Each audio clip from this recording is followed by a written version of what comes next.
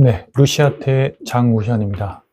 오늘은 여러분들께 스타니슬랍스키 시스템의 원리, 비밀에 대해서 조금 알려드릴까 하는데요. 물론 비밀이라는 얘기는 너무 거창하긴 하죠. 하지만 스타니슬랍스키가 만든 시스템은 여러분들이 잘 아시는 메소드 연기의 기본 원리가 되고요. 이 메소드 연기가 발전하게 되는 아주 중요한 원리들과 핵심적인 내용들을 포함하고 있다는 걸 말씀드릴 수 있을 것 같습니다.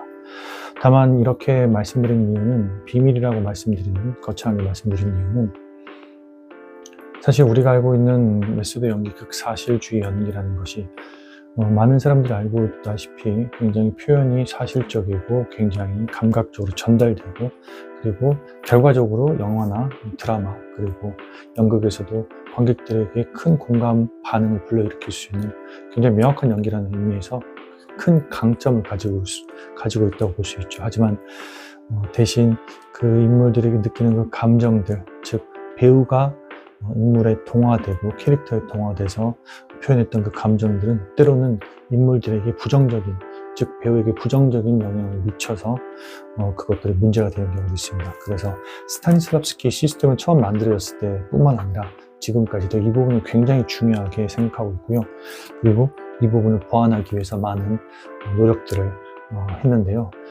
그 중에서 가장 첫 번째가, 스타니슬랍스키는 캐릭터를 표현하기 위해서 이것들이 처음부터 캐릭터를 표현하는 것들을 위한 비약적인 작업이 아니라 단계적인 작업이 필요하다고 얘기를 합니다. 그래서 먼저 자신에 대한 작업을 충분히 하고, 그리고 타인에 대한 작업으로 넘어가서 전환 과정이죠.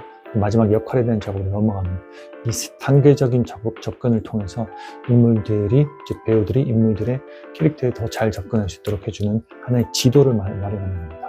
지도를 마련한다는 얘기는 그 지도를 통해서 다시 돌아올 수도 있다는 얘기죠.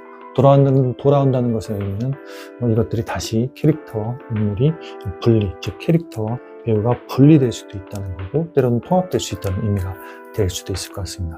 그래서 이렇게 굉장히 심리학적이고 좀 더 구체적으로 상담 심리적으로 자기의 내면에 대한, 자기에 대한 이해가 증진된다는 목적을 봤을 때 상담 심리적인 어떤 요소들이 굉장히 많이 포함되어 있어요.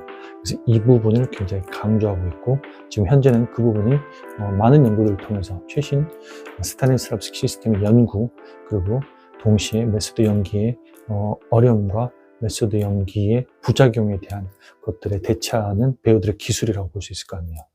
일단은 거기에 대한 얘기들을 좀 자세히 나눠볼까 하는데요.